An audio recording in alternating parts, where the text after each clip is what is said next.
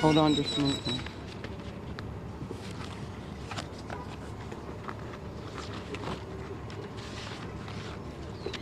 You're not social distance, you're not the street.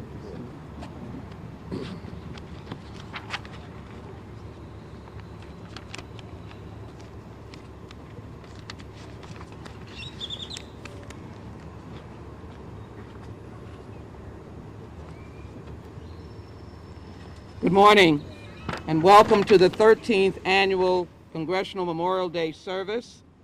Remember and honor. It's my privilege to welcome you.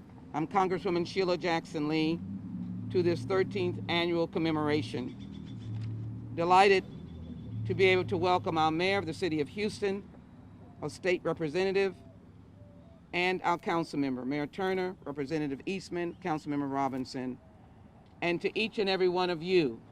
We ask you to practice social distancing, but we would not allow this moment in history to go by without us honoring those who have fallen. Freedom makes a huge requirement of every human being. With freedom comes responsibility. We accept that challenge of responsibility. During the midst of a pandemic that America has never seen, we refuse to not honor those who have fallen and the many who are veterans who continue to stand in honor. And so I'm delighted to be able to open these ceremonies with a recognition of those who have fallen in battle, their wonderful families who have likewise experienced their sacrifice, and the thousands of veterans across this nation who likewise have served in honor in the name of their nation. We will now have the colors posted by our very wonderful Sterling Aviation Early College High School, and that includes Guardian Bush, Koyea Holloman, Anna Silver, and Ruby Grandos, and of course, Lieutenant Colonel Robert Glover. Let us welcome them now, the Sterling Aviation Early College High School ROTC.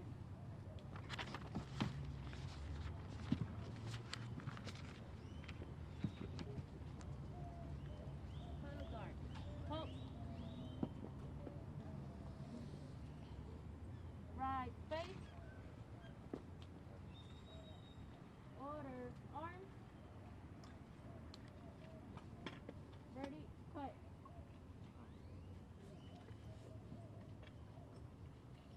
Carry color. Ready, cut. Freeze and color.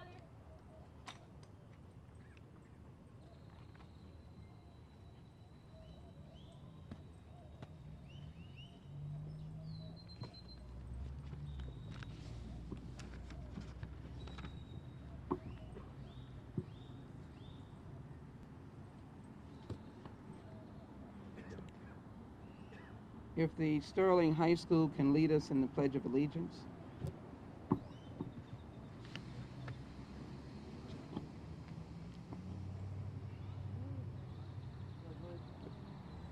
I pledge allegiance to the flag of the United States of America, and to the republic which stands one nation, under God, indivisible, with liberty and justice for all.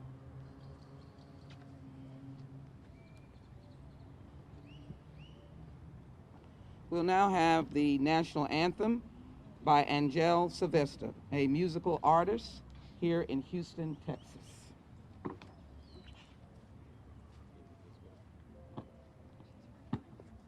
I see him. He's supposed to be.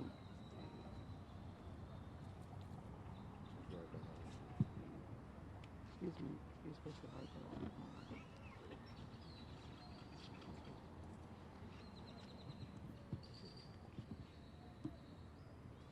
that. Mr. White.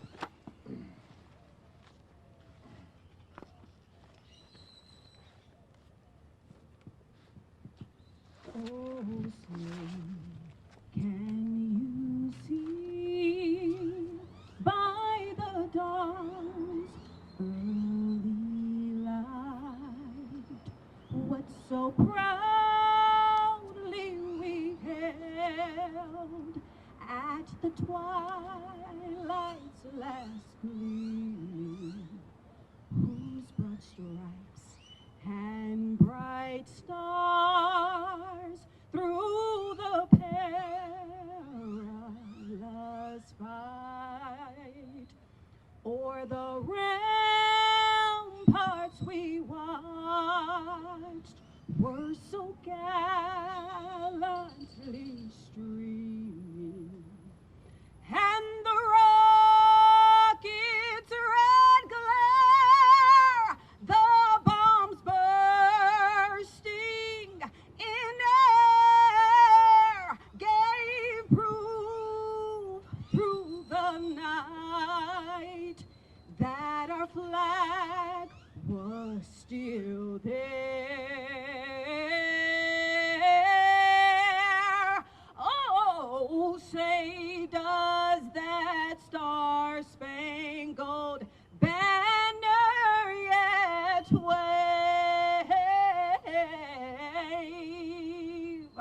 o'er the land of the free and the home of the brave?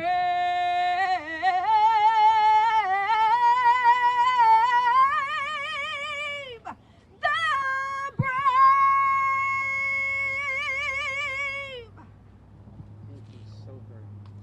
Thank you so very much, Ms. Sylvester. Thank you so very much. Ready, cut. Dead, place. Forward, march.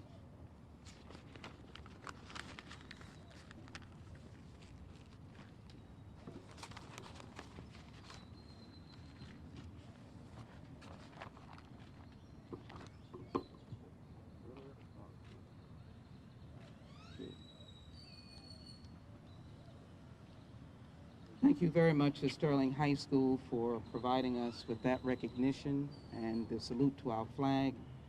Thank you to Ms. Sylvester for the tribute through our national anthem. We now will have an invocation. Is Mr. Alex here? Then we'll have the invocation by Pastor Sidney, whose son is a decades-long member of the United States military. Pastor Lewis Sidney. Thank you, Congresswoman.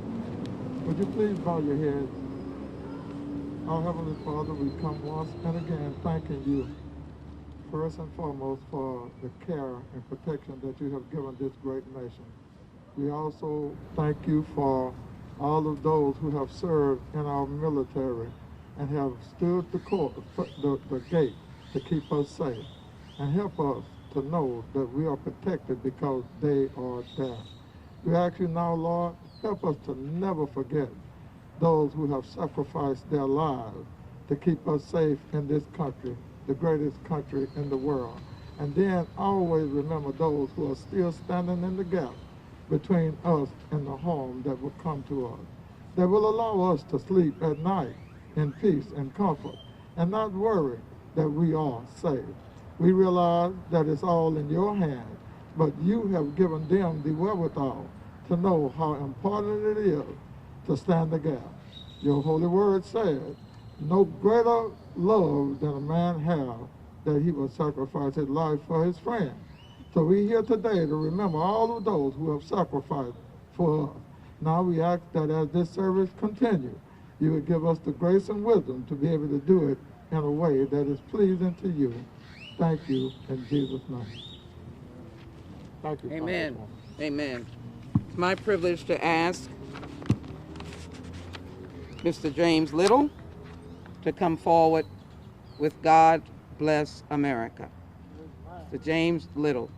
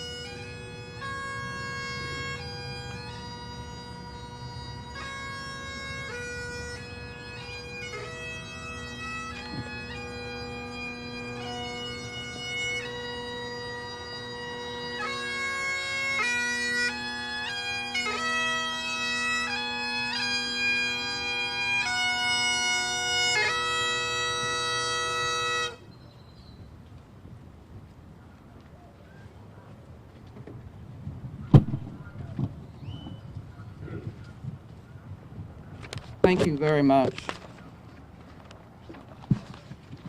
It's a little windy here, so bear with us. I do want to acknowledge Sergeant Charles L. Williams, retired United States Army. And I believe he is there with us in his green uniform. And if we can highlight him, if he's able to be helped up. We are honored to have you here, sir, and honored for your service. Do you want to share your age with us, sir? 74. We are so grateful for your service. Give him a hand, please.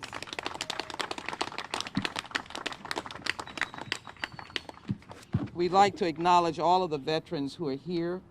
Would you raise your hand if you have served? We thank you so very much for your service.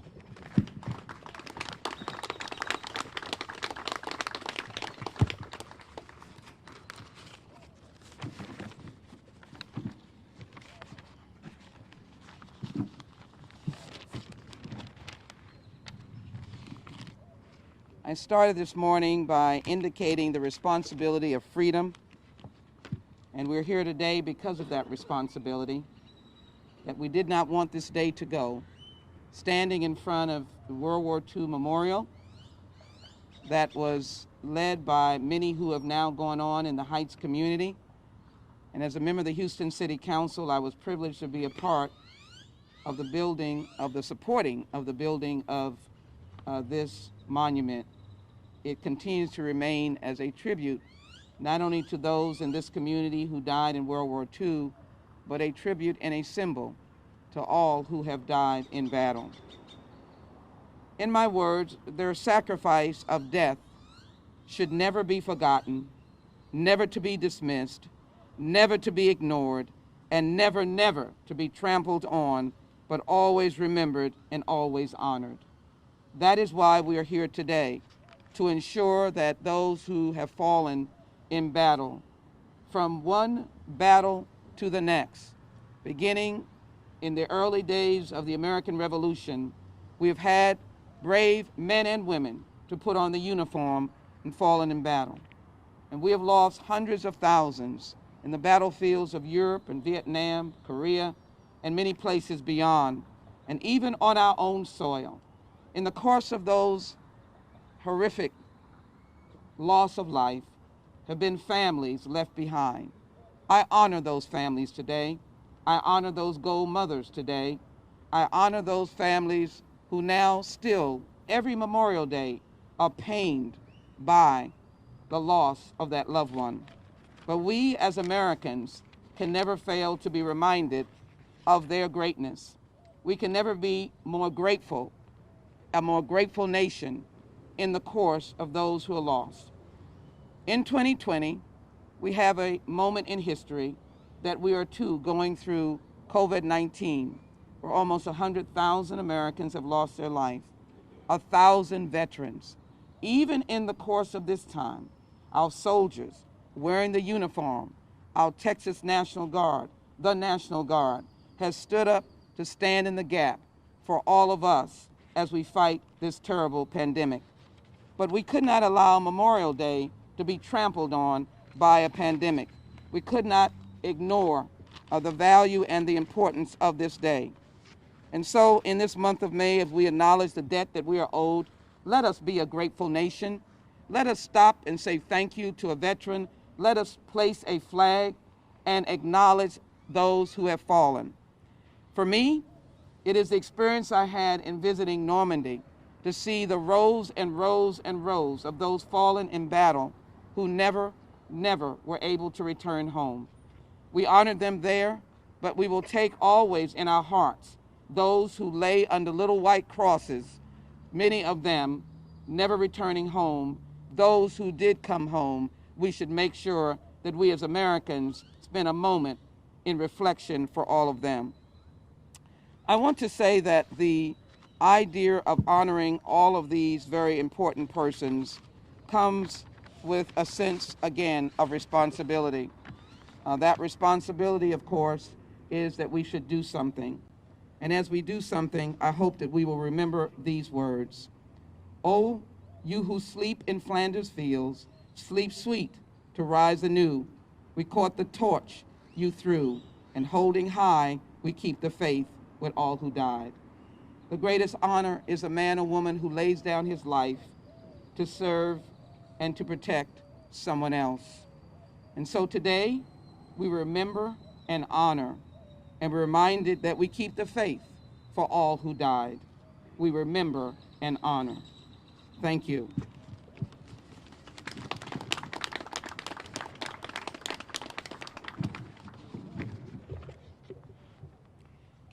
It's my privilege to be able to bring Houston's mayor, great leadership and great sense of commitment to all of us, the mayor of the city of Houston, Mayor Sylvester Turner, for his remarks.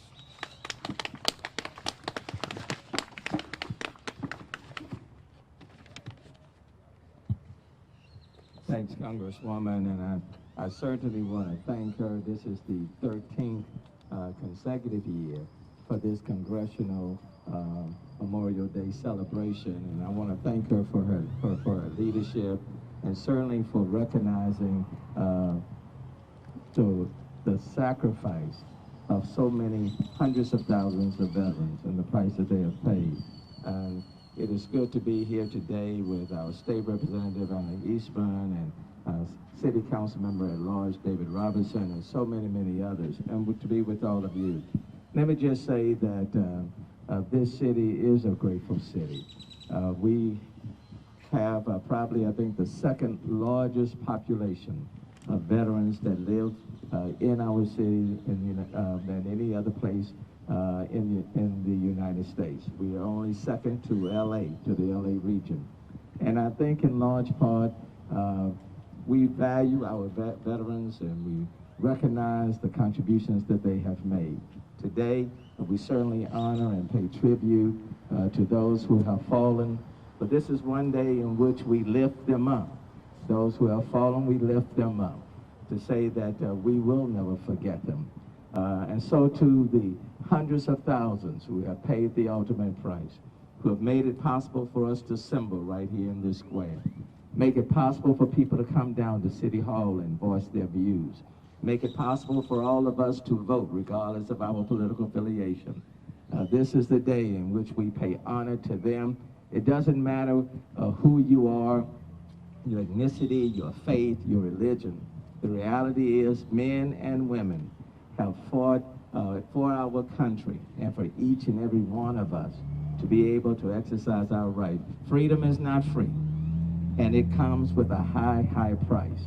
And so if you want to be blessed, it's important for us to remember and lift up those who have paid the ultimate sacrifice. And last, on a personal note, I've had 3 brothers who have served in the military, one of whom is no longer with us. And I certainly want to lift him up because just like he served in the military when he came home disabled, he was right there taking good care of my mom and so many others. And so people in our military serve not only away outside of the country, but they are serving right here, during Harvey, right here on the front line, during this pandemic, right here on the front line, in our fire department, in our police department, municipal departments. They are right here serving each and every day. So Congresswoman, thank you again for this very, very special celebration. And we lift all of them up, and we will remember the work and the sacrifice that they've made on behalf of our country. Thank you.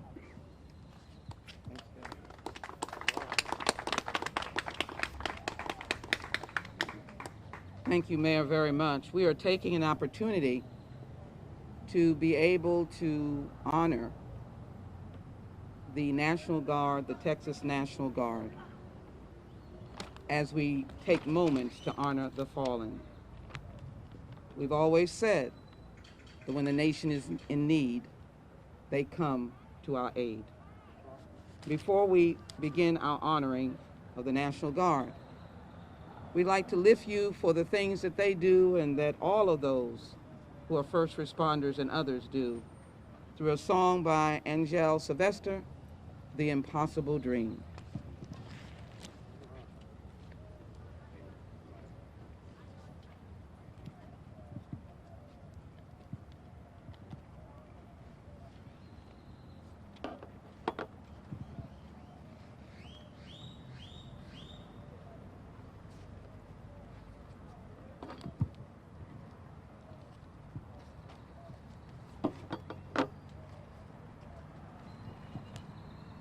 To dream the impossible dream,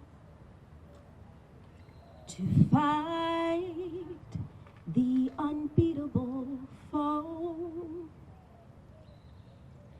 to bear with unbearable sorrow, to run where the brave dare not go, to right the unrightable wrong, to love pure and chaste from afar, to try when your arms are too weary, to reach the unreachable star. This is my quest, to follow that star,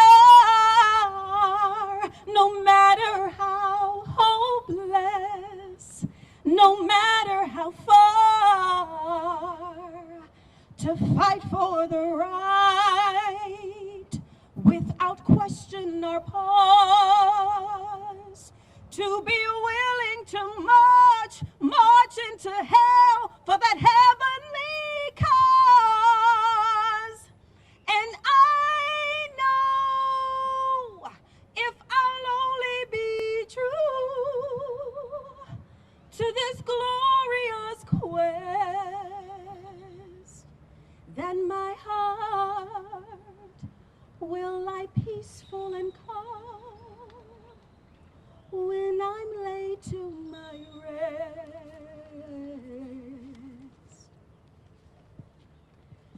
And the world will be better for this, that one man scorned and covered with scars still strove with his last ounce of courage to reach the unreachable star, to reach the unreachable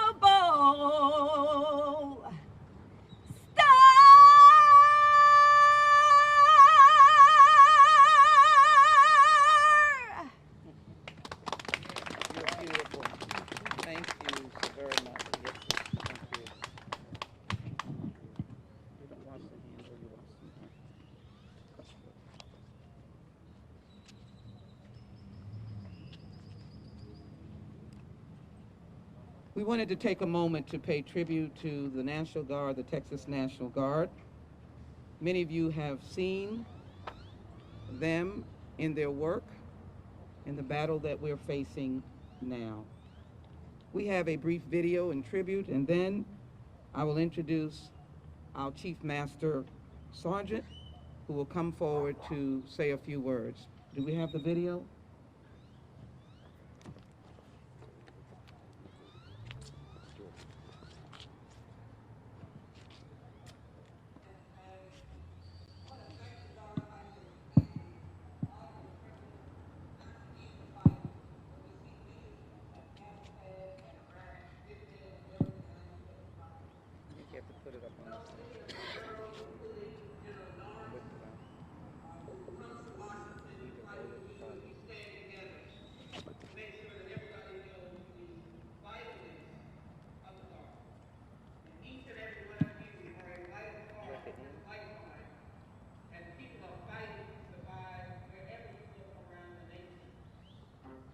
Invocation unit training is the new program that they're doing where you perform all of your training at one station.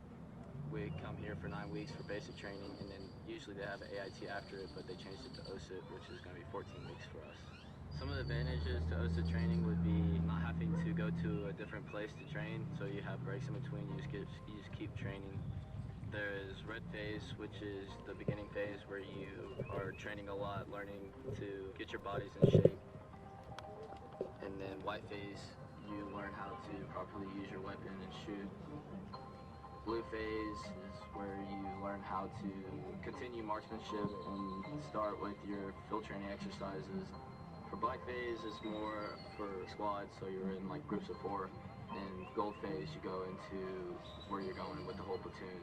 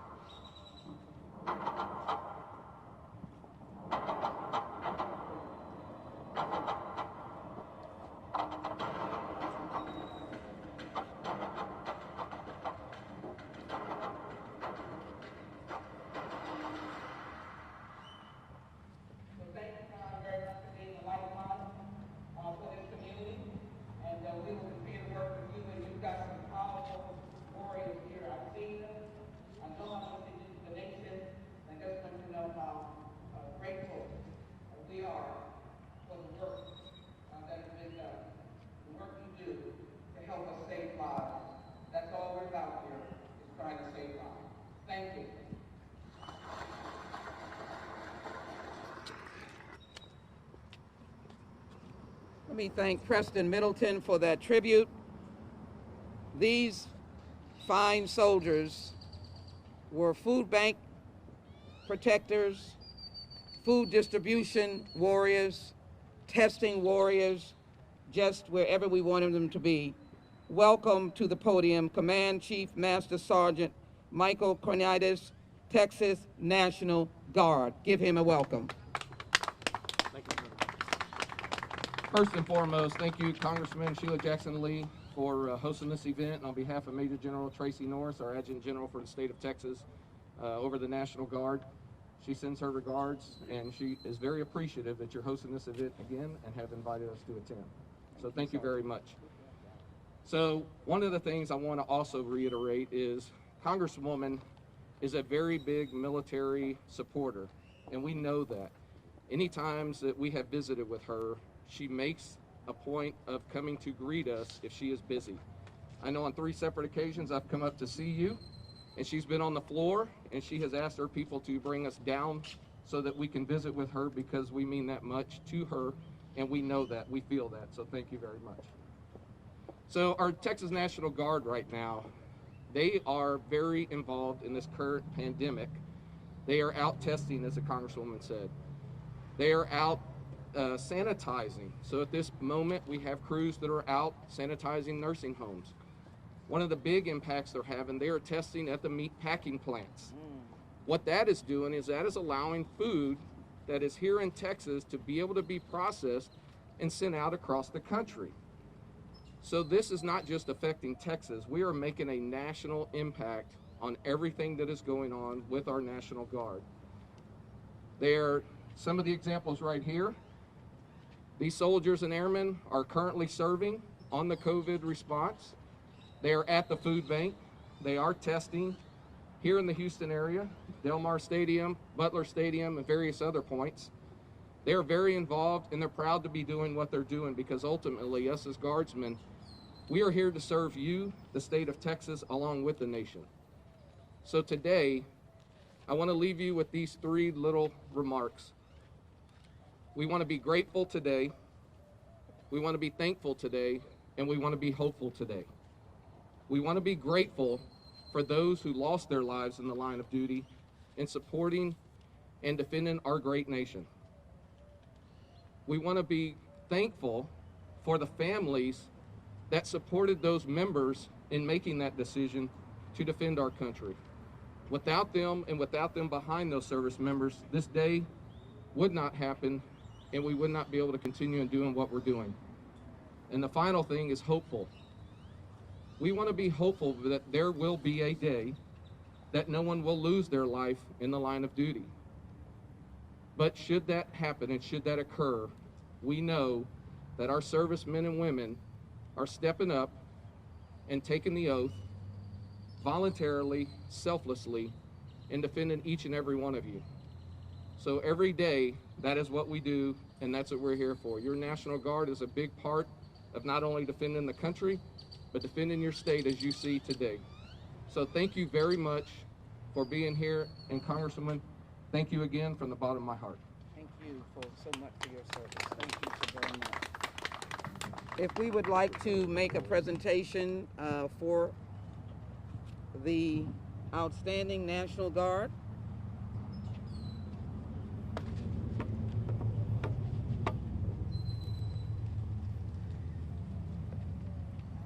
Get you a bigger podium. I think that would help. Gentlemen, you're able to move just a bit so you can come and stand as we present this. Thank you so very much. Harmon and Davis, I'm reading Mendoza, Porter, I know I'm not giving rank, Yubera, and Landry. We're honored to have you here today.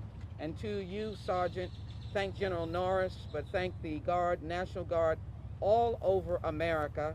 I have always advocated your seat at the Joint Chiefs table. We will have that working properly as it should be, and as well having introduced legislation called the Buddy legislation to make sure we take care of our soldiers. I am honored to be able to present to you a certificate of congressional recognition to the Texas National Guard on the occasion of Memorial Day, COVID-19 first responders. Remember and honor, and we are remembering and honoring those fallen, but we are thanking those who are continuing to serve, the men and women of the Texas National Guard. Texas National Guard has responded to at least 23 hurricanes, 36 floods, 23 winter storms, 64 wildfires, and a global pandemic within the past decade.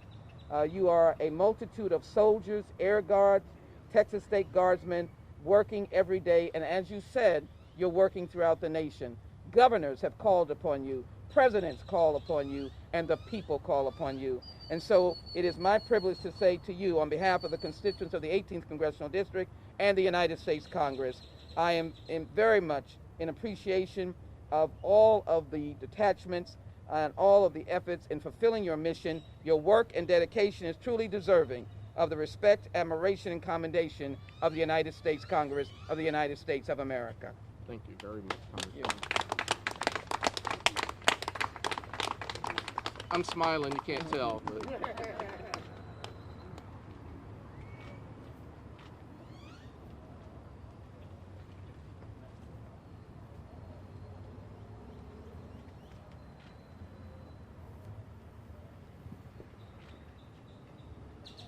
Thank you so very much. Thank you so much. Thank you.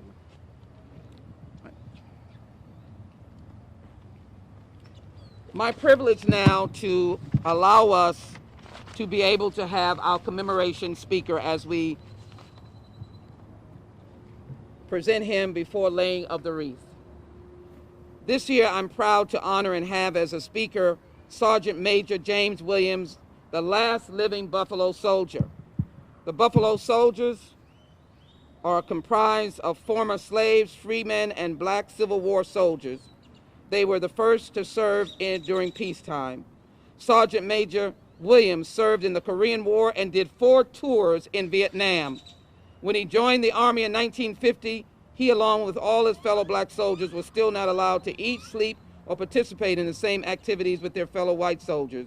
His challenges were not just the normal physical challenges of boot camp and military training, but also the emotional challenges of confronting the realities of racism and segregation. But here he is today, a proud, retired member of the United States military, a man who loves his country and who continues to serve as a Buffalo soldier. Would you allow Sergeant Major James Williams to say a brief word to us today? Sergeant Major, please come forward. We honor you.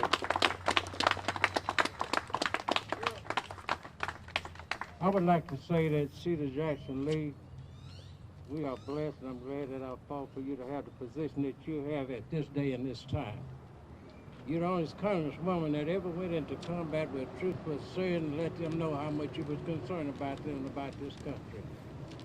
I went to the United States Army at 15 years old in 1950. I trained segregated. I had to wear two different circumstances. I looked at something that meant a lot to me. I put out something. My word was, we was always needed but never wanted. The part never wanted was they never respected the thing that we did for this country in the situation that we did. But I'm very honored and proud to say that this country, regardless of what my color are, allowed me to wear the uniform of the United States Army. That uniform was nothing until I put it on, and once I put it on, it made me be something, and I made the uniform be something. It made me be a citizen truly of the United States of America, as well as ambassador defender of this country.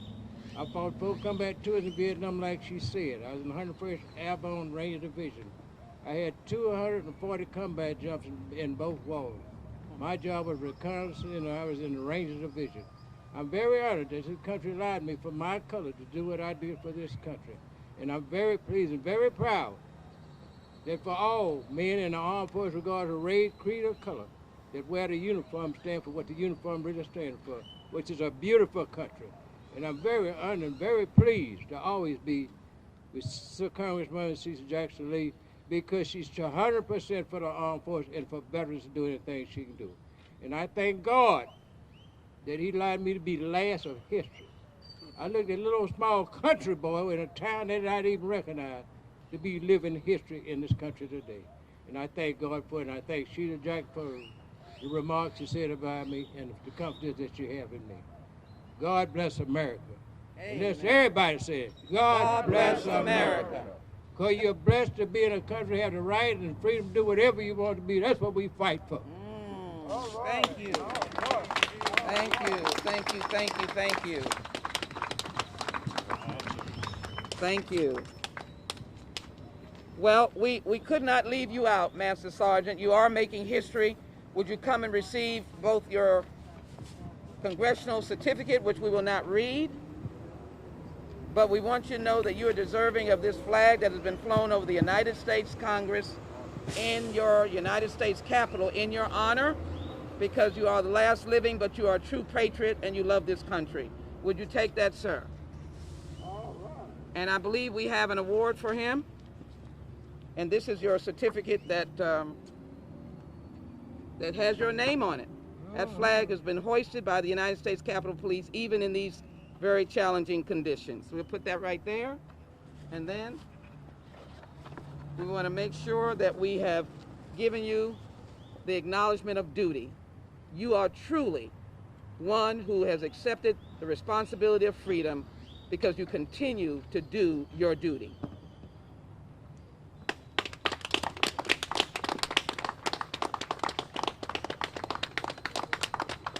Thank you. Thank you, Congressman. Thank you.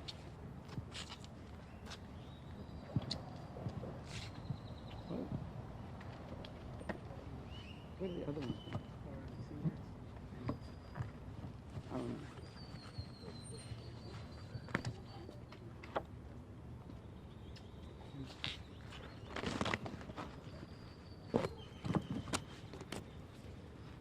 We always want to be respectful of those who have come out. Let me also acknowledge Angel Sylvester. Thank you so very much. Want to acknowledge Pastor Lewis Sidney. Forgive us for a very thin desk. And we certainly want to acknowledge the first class Grand Mount again for himself. First class, this belongs to you. Thank you. All right. Thank you,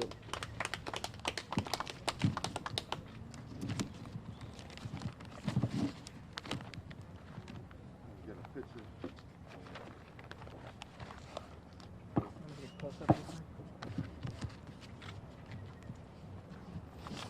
And okay, you're getting 2 of these, my friend. Uh-oh. Okay. Okay. Thank you. All right. Thank you. And we will thank you very much.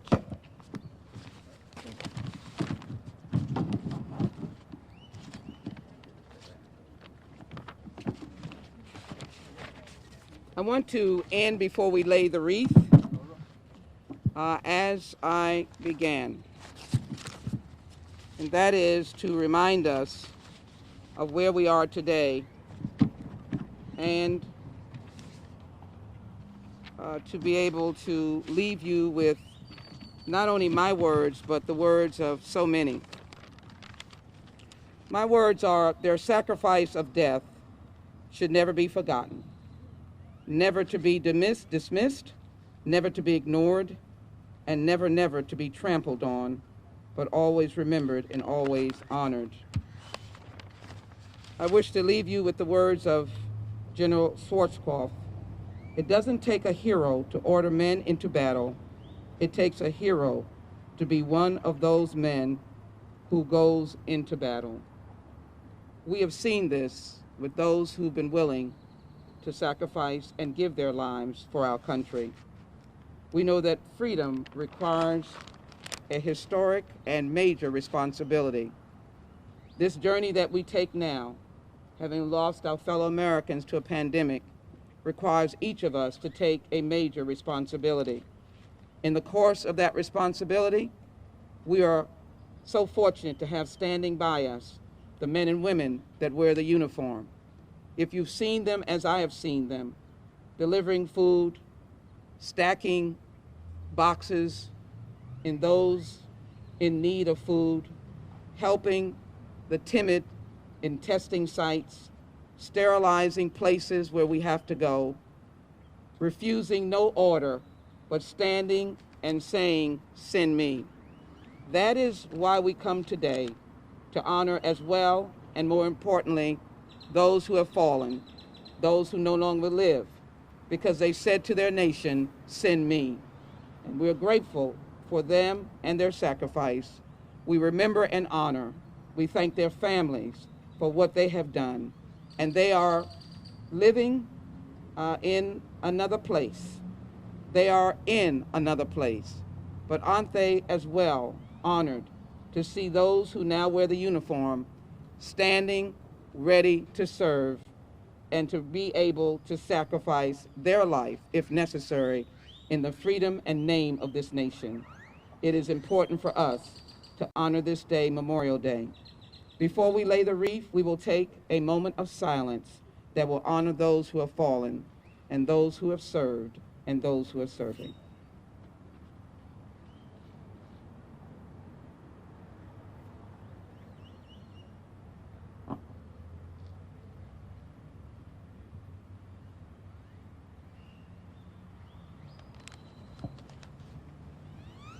Amen. We'd ask our wonderful Mr. Little to come forward so that he can do the appropriate, wonderful, amazing grace. If he could come. As he does so, let me ask the mayor to be joined by the state representative and the council member, State Representative Eastman, Council Member Robinson. Can I have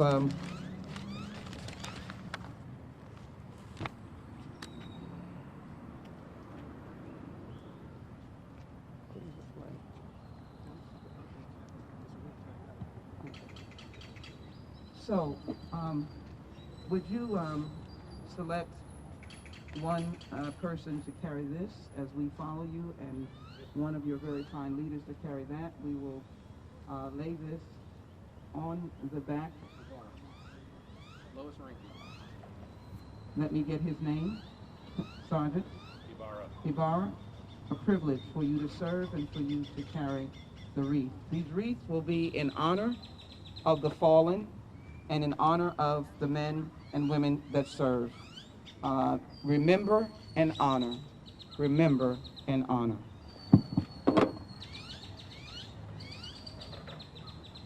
If you would.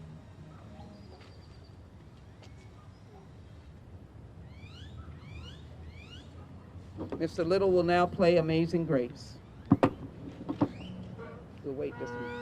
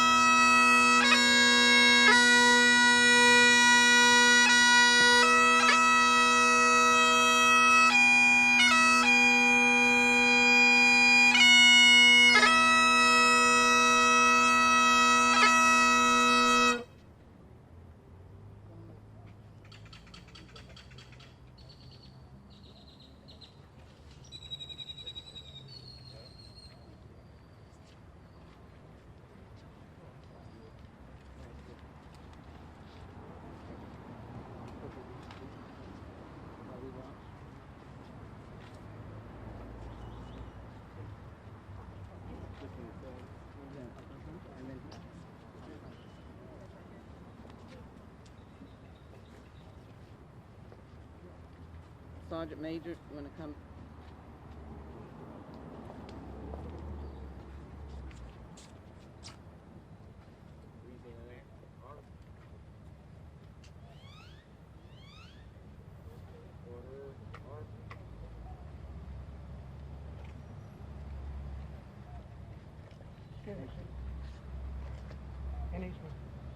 Let me have our sergeant come in. Thank you.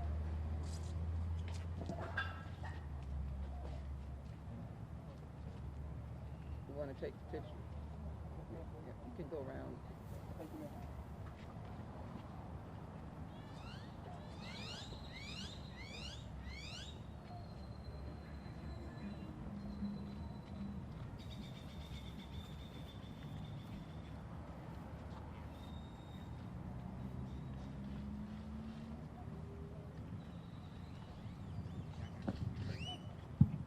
Allow me to thank all of you who have come, who have socially distanced, who have honored those who have fallen. Thank you for joining us. To our virtual audience, I hope that you've had a moment of reflection on the greatness of this nation and the greatness of those who fell in battle. My final word is in tribute to those families who continue to suffer its pain today of the loss of their loved ones. And we're reminded of our Gold Star families every single day. That is the tribute we wish to give to them.